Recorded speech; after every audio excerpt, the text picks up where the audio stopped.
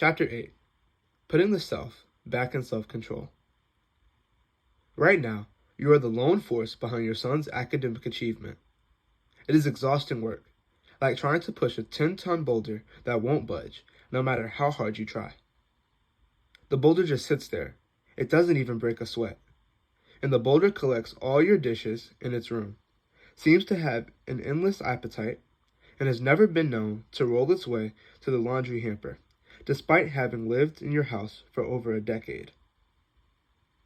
You worry that if he ever graduates from high school and makes it to college, your son will skip all of his classes to play video games, subsisting only on beer and potato chips as his room fills with moldering towels, and that he won't be able to regulate his own behavior, exert the self-control necessary to meet life's responsibilities.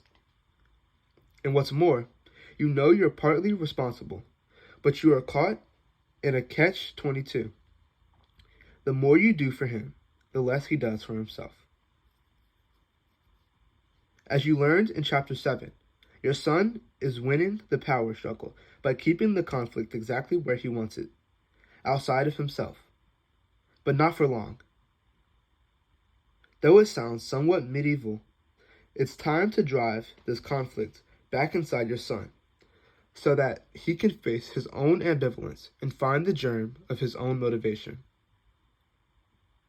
The aim is to let your son's values, goals, and ambitions fuel his actions. This is the only way that he will eventually find the inner drive to succeed. The qualities you most want him to develop, self-control, self-determination, self-regulation, all begin with the same word. And it is these traits, and not the trophies collecting dust on his shelf, that build self-esteem. People do things either because they are forced to or because they want to. Researchers Edwin Deci and Richard Bryan, who have studied motivation for over 30 years, call the type of motivation behind wanting to do something intrinsic, because it seems to be in it to the person doing the action. Think of the joy and excitement you feel as you're doing one of your favorite things, something that gives you great satisfaction and a feeling of competence. Performing this action does not seem to require any motivation at all. Obviously, there are things your son is intrinsically motivated to do. Could you imagine saying to him, "If you don't turn that video game on, you will be grounded this weekend," or "Stop wasting so much time folding your clothes and putting them away"? No, he plays video games and keeps his room a mess all by himself. He finds video games inherently interesting and gratifying, in contrast with his schoolwork. There is little joy in doing yet another math worksheet or memorizing vocabulary words. But, of course, doing things we do not want to do is an essential life skill, one that requires a great deal of determination. Think of the most determined person you know. Maybe it's you. How would you describe them? You are most likely summoning up words like motivated, committed, focused, hardworking, and goal-oriented. Although the term self-regulated probably has not come to mind, as Lawrence Steinberg points out, the ability to control our emotions, thoughts, and behaviors is what enables us to stay focused, especially when things get difficult, unpleasant, or tedious. We rely on self-regulation to stop our minds from wandering, to force ourselves to push a little more even though we're tired, and to keep still when we'd rather be moving around. Self-regulation is what separates the determined and the successful from the insecure, the distractible, and the easily discouraged. The marshmallow test. Years ago, the psychologist Walter Mischel showed the importance of a key aspect of self-regulation in his now famous marshmallow test experiment. At Stanford University's in-house preschool, he sat a group of 4-year-olds at a table, put one marshmallow in front of each of the children, and told them that they would get to eat 2 marshmallows if they could wait till the experimenter came back. Some of the children were able to wait, while others gobbled up the treat as soon as he left the room. The real significance of this study was revealed years later when Michelle followed up on the kids. As it turns out, the children who could not wait didn't fare as well as their more disciplined counterparts on a number of measures, one of the most striking being their SAT scores. The toddlers who exhibited self-control scored on average 210 points higher than the gobblers. How could waiting to eat a marshmallow correlate to being successful in life? Actually, it is a powerful predictor. Michelle was studying delayed gratification, the ability to trade patience and hard work now for the promise of a greater reward later. Becoming self-motivated. Rewards and punishments might offer a short-term solution, but in the end, will do more harm than good. Mere compliance is not what you are after. You want your son to want to do better, to try harder because it reflects the values you have raised him with, because he cares about and takes pride in his effort. This happens through a process psychologists call internalization, a discovery of Sigmund Freud's. Small children accept their parents' behavior and beliefs at face value. However, as they mature, blind faith will not be enough for these values to retain their hold. Your children have to make them their own.